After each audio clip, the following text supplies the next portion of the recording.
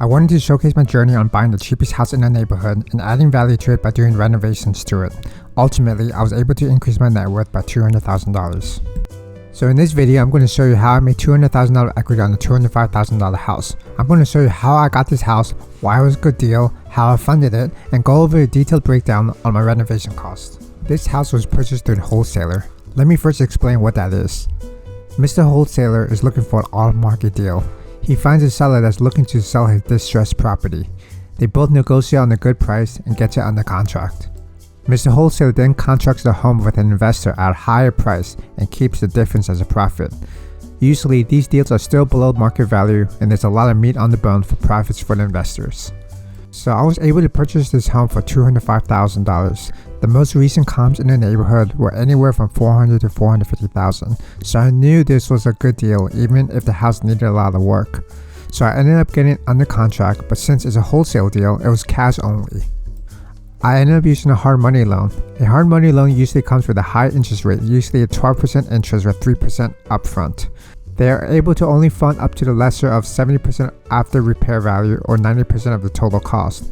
The ARV is determined by the appraiser. In my case, the appraiser only appraised the house for $350,000, so 70% of the ARV was only $245,000. However, we had an estimated renovation cost of $50,000, so the total cost of this project would have been $255,000.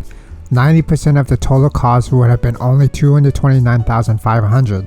Since this amount is lower, they were only able to loan me $229,500. Since the total project will cost $255,000, they were only able to loan me $229,500. I had to come up with the difference, which was $25,500. In addition, I had to pay 3% of interest upfront of $6,150. I also had to pay title, insurance, and other miscellaneous closing costs, which was roughly $1,500. I had to bring a total of $33,150 at the closing table. Now that the deal is closed, let's go over some of the renovation costs and share some pictures. Purchase price of the home was $205,000. Here was a before shot and a couple more while we were doing the demolition. The demolition and dumpster rental was a total of $3,500. We also had to get a structural engineer to come out to consult with us on removing 2 load-bearing walls, one by the kitchen, another by the staircase. This was money well spent because they gave us a drawing and also came back to inspect the work. It was $750. The actual labor cost for the load-bearing wall was $2,500. We added all new laminate flooring and the cost was $3,200. The master bathroom needed a new walk-in shower, new vanity, tiles, and the total for that was $4,500. The guest bathroom was around $2,200. We just reglazed the bathtub, replaced the tiles, and added a budget-friendly vanity. Same goes with the powder room. We added new tiles, a budget-friendly vanity, and the total for that was $1,500. For the kitchen, we just repainted the cabinets, added quartz countertop, and new appliances. The quartz countertop was $1,800, and appliances was $1,000. To paint and add door handles, it was $500. The labor for knocking down the flagstone fireplace and adding the new fireplace was quite expensive. It took a few days to get rid of the flagstone. If I had to do it again, I would just put a mortar on top and smooth it out. The total cost was $3,000.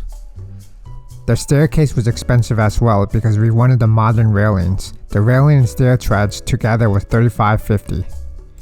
The paint and labor cost was $3,000. For the 2,100 square feet home, I did not realize how much paint and primer was needed. We added a new front door and patio door, interior doors, and doorknobs. The total for that was $1,200.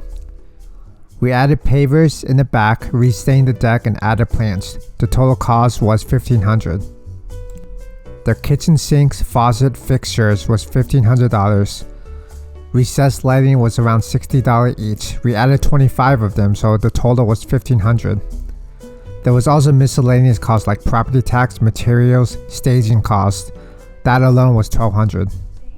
And finally, we had to pay for our loan. We had to pay a 3% interest upfront, which was $6,150, and the renovation took us 4 months, so we had to pay an additional $9,180 in interest. The grand total for this project was $258,230. This is why you should always buy the cheapest house in the neighborhood that is way below market value. The most recent comps in the neighborhood is $450,000. With this property, I gained equity of $191,770. That is all for today. I hope this video helps you for your home renovation. If you like this video, please like this video and subscribe. Thank you so much.